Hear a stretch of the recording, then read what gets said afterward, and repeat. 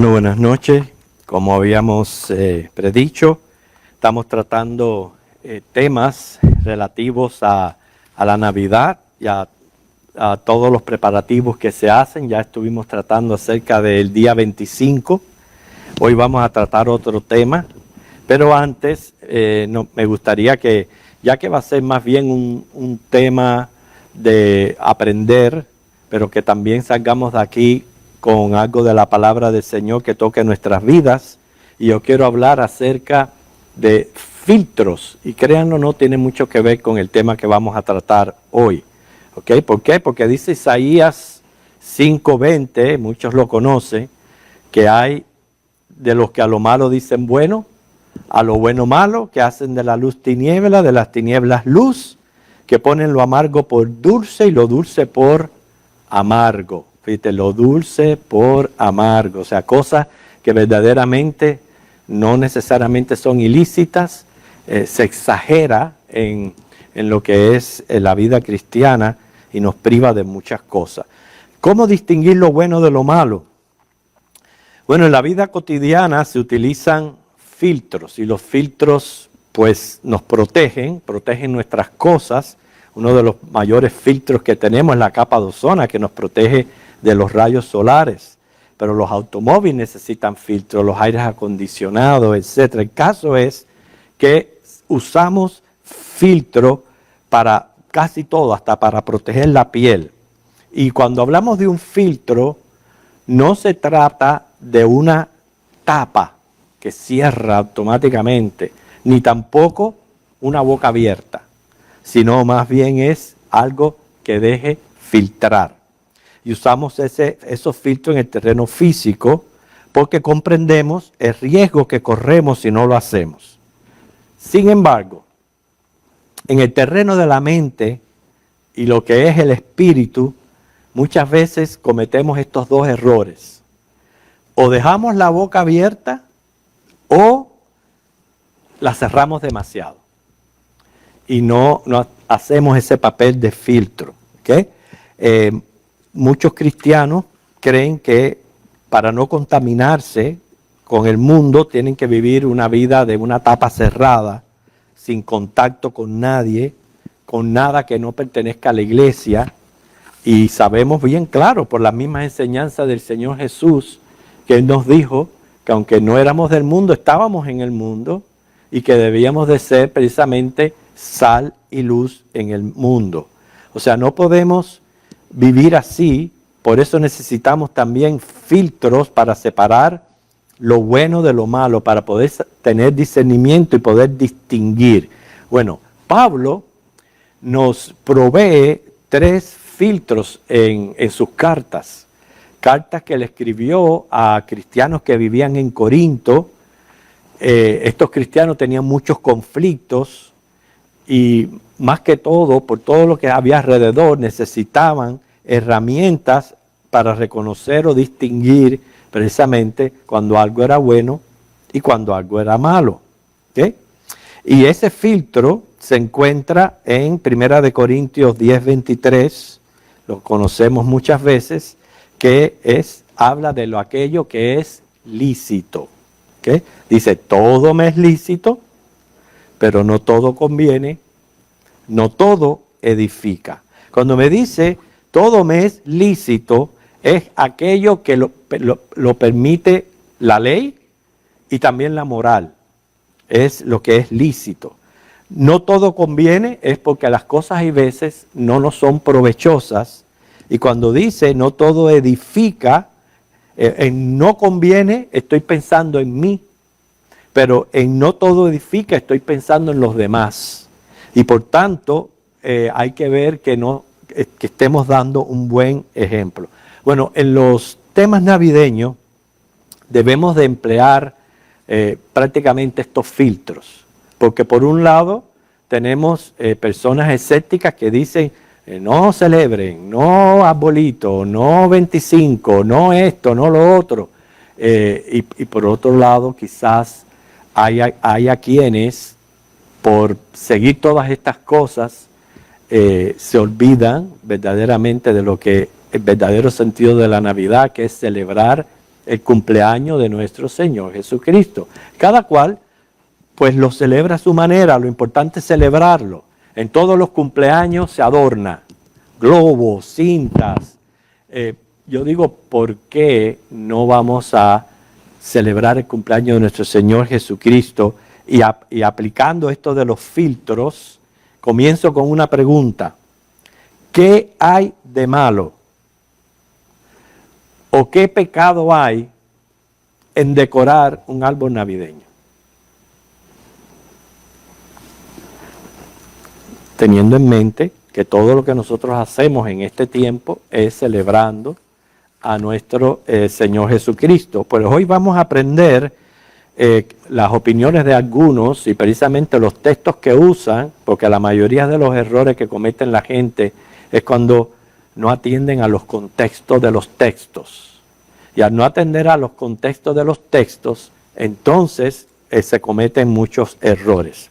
Hay quienes afirman que el árbol de Navidad tuvo su origen en las antiguas celebraciones saturnales que celebraban los romanos al decorar árboles con velas y guindalezas, le llamaban chucherías.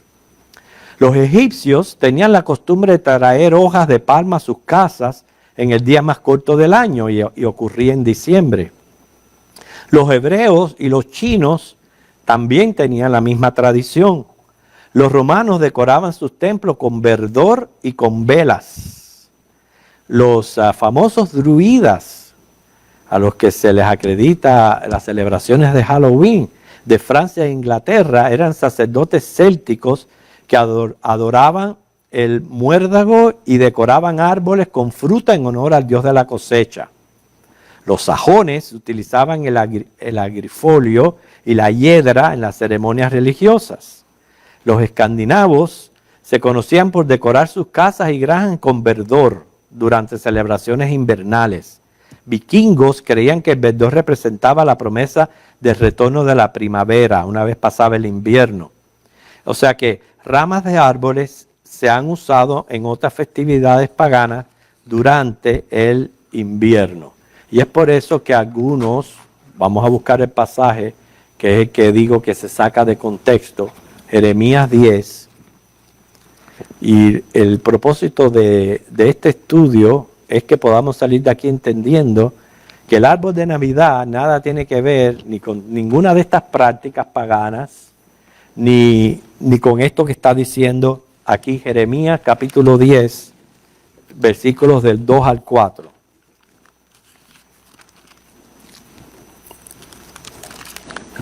Jeremías 10, del 2 al 4.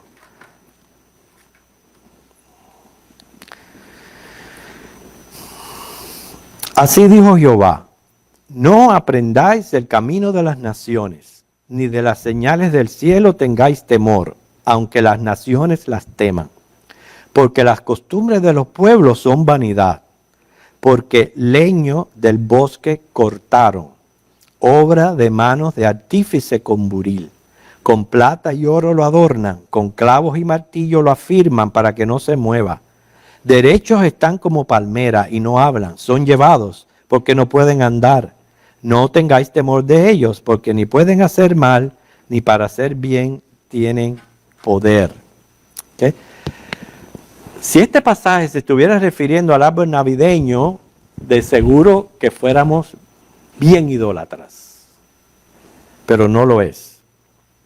La interpretación legítima de este pasaje no puede usarse para prohibir o condenar el uso del árbol. ¿Por qué? Nos dimos cuenta que el contexto se asocia más bien a objetos idolátricos, a imágenes de idolatría que precisamente se usaban de madera, y por eso es que vemos que habla de que de que menciona que no hablan, que hay que moverlos, etcétera. Se está refiriendo a ídolos. En ningún momento se está refiriendo al árbol navideño. Jeremías no está profetizando o visualizando el paganismo del 2000 después de Cristo, sino que denunciaba costumbres de la gentilidad en sus tiempos, de los cuales ya les mencioné algunos. Él les escribe a judíos que irían en cautiverio a Babilonia. O sea, estamos atendiendo el mensaje al contexto de Jeremías 10. Él escribe a judíos que iban en cautiverio a Babilonia. Su mensaje represivo lo provocó la idolatría. Les quería prevenir a que no se siguieran hundiendo más en las costumbres paganas que incluían hasta orgías. O sea que por eso que él les habla de esta manera. Está hablando a los judíos que iban rumbo a Babilonia para que cuando llegaran no fueran influenciados también por las costumbres de los babilónicos. O sea, la lectura de todo el capítulo más bien nos da una correcta perspectiva para poder entender. Ejemplo, miren el versículo 11. Les diréis así: los dioses que no hicieron los cielos ni la tierra, desaparezcan de la tierra y de debajo de los cielos. O sea, entiendo que el contexto tiene que ver con idolatría, ¿okay? Completamente. ¿Okay? ¿Qué del árbol en este capítulo? Obviamente nada tiene que ver con decorar un árbol navideño, sino que la advertencia radica en condenar la práctica de fabricar un ídolo de madera y recubrirlo de metal. De eso también habla Isaías en el capítulo 40, versículos del 19 al 20. Habla también acerca de recubrir estos objetos. Lo hacían de madera, pero los recubrían de metal. Ejemplo, el árbol siempre se ha utilizado en este aspecto, pero también tiene un significado muy importante, especialmente para nosotros los cristianos. De los mismos orígenes, en el huerto del Edén plantó el árbol de la vida. Y ese más bien viene a ser el significado que nosotros nos apropiamos cuando pensamos en algún árbol.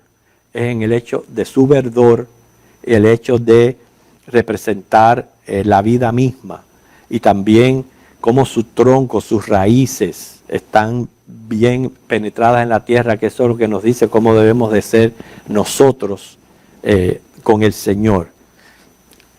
Como creyentes debemos de ser como árbol plantado, como dice el Salmo, junto a corrientes de agua. La Biblia no revela que Dios esté en contra del uso del árbol navideño, y por eso repito la pregunta: ¿existe algo indecente, inmoral, injusto en la decoración de un árbol? Cuando usted tiene su árbol en su casa, usted se le arrodilla para pedirle que le traiga regalos de Navidad o esto, lo otro, ¿verdad que no? ¿Por qué? Porque reconocemos que no es un ídolo, es simplemente un adorno que vamos a ver ahora cómo surgió, por qué surgió y qué significado pues tiene. ¿Okay?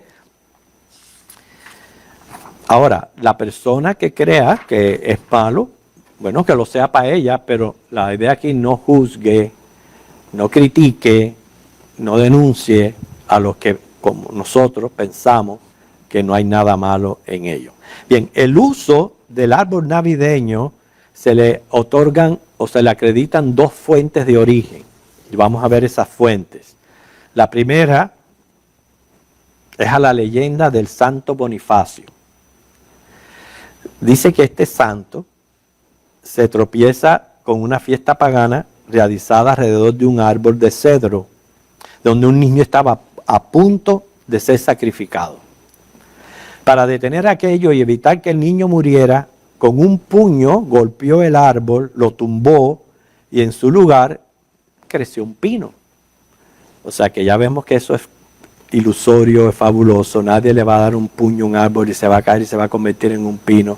Así que ya vemos ya que es un origen un poquito medio dudoso. Pero dice la leyenda que Bonifacio dijo que el árbol de la vida representaba la vida de Cristo.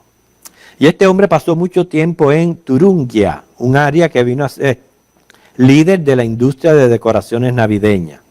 Y usó el árbol en su ministerio como analogía de la Santa Trinidad.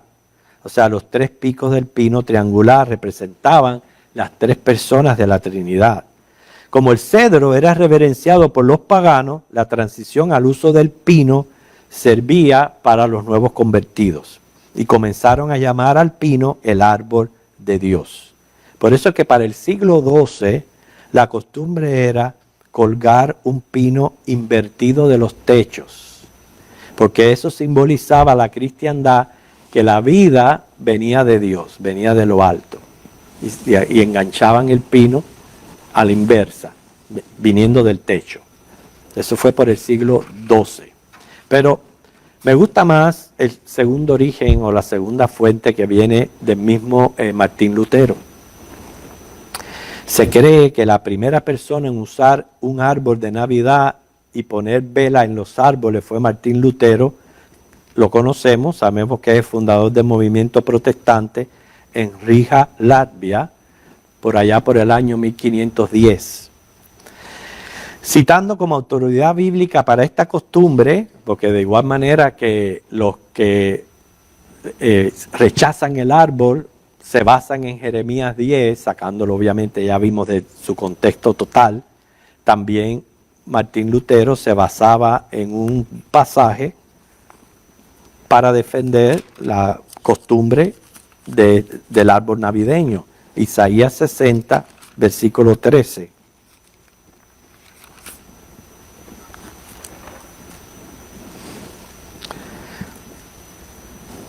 La gloria del Líbano vendrá a ti, cipreses, pinos y bojes juntamente para decorar el lugar de mi santuario, y yo honraré el lugar de mis pies. No me dice mucho, pero vemos aquí que habla de pino, de decoraciones, etcétera. Entonces, en eso se basaba Martín Lutero para la costumbre de tener su árbol navideño.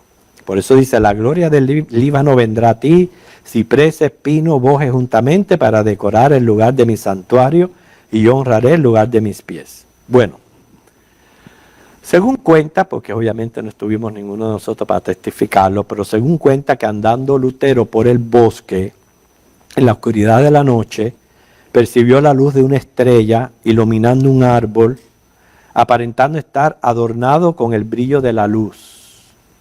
Inspirado por lo que vio, cortó un pequeño pino, lo llevó a casa, lo decoró con pequeñas velas y así compartir aquella experiencia con sus niños. O sea que el primer árbol navideño, como lo conocemos hoy, apareció en Alsace, Alemania, en el 1521. ¿Okay? El árbol fue introducido a los cortesanos locales por la princesa Helene de Mecklenburg, quien trajo uno con ella a París después de su casamiento con el duque de Orleans. 10 años más tarde, se menciona por primera vez en publicación el árbol navideño. Y fue tan popular la costumbre de traer árboles a las casas y decorarlos, que para el siglo XVI, inclusive tuvieron que restringir el corte de árboles a solamente uno, debido al abuso de las comunidades alrededor de Alsace. En el siglo XVII se levanta una ola de invenciones relacionadas a la Navidad. Los mercados en Alemania se abastecieron de regalos, comidas, chucherías navideñas para ser colgadas en los árboles. Los cocineros confeccionaron pan de jengibre de diferentes formas, ornamentos hechos de cera, y era costumbre el uso de muchos colores, porque para ellos el árbol navideño era símbolo del árbol del paraíso en el huerto del Edén. Se colgaban muchas comidas, pero solamente 2 colores de flores, rojo para conocimiento y blanco para inocencia. O sea que el árbol navideño llegó a Inglaterra en el siglo XVII, llevado por los reyes de Georgia, Alemania. Como los ingleses no estaban muy impresionados con la monarquía alemana, al principio no aceptaron el árbol, sino 100 años más tarde, bajo el reinado de la reina Victoria. Entonces la costumbre en aquel entonces era tener árboles pequeños, uno por cada miembro de la familia, y colocados en una mesa, y el respectivo regalo colocado debajo del árbol de cada uno. Esa fue la costumbre por mucho tiempo. Durante la Revolución Americana, en el 1770, soldados alemanes fueron contratados para luchar al lado de los ingleses. Y ellos introdujeron la costumbre de tener un árbol navideño a la civilización americana. Fíjense que fue en el 1846, el periódico Ilustrado de Londres publicó una foto de la reina Victoria y del príncipe Albert con sus hijos sentados alrededor de un árbol navideño. La publicidad de la familia real hizo que se volviera bien popular y de moda entre la sociedad inglesa, adoptado más tarde por los americanos del este. Durante el 1800 las decoraciones eran manualidades. Ejemplo, tejidos de copos de nieve, de estrellas, cestas de papel para almendras azucaradas. Las guirnaldas las ordenaban de Alemania. Las velas se le ponían ganchos para asegurarlas. O sea, miren todo el trayecto y todo el historial que nos ha llevado hoy día a la práctica de tener un árbol navideño. En el 1900, en Laucha, en Turingia, comenzó a producir guirnaldas con figuras de cristal o material de collares. La figura de un ángel surgió para poner en la punta del árbol y pequeños juguetes se metían entre las ramas para regalos y los más grandes debajo. O sea que la tradición del árbol corrió por toda Europa, pero los del Mediterráneo preferían colocar la escena del nacimiento, un establo y sus figurines, y lo colocaban debajo de la figura de un árbol hecho de madera llamado cedpo. Laucha comenzó a producir ornamentos de cristal. La cantidad de ornamento en el árbol simbolizaba el estado social. Fue en el 1882 que los americanos entonces patentizaron las luces eléctricas usadas en el árbol y en el resto de las decoraciones navideñas. Y pronto surgieron fincas de siembra de pinos para abastecer la tradición. El primer árbol artificial consistía de plumas de ganso y fue elaborado en Alemania para balancear la destrucción de los bosques. Le siguieron los americanos.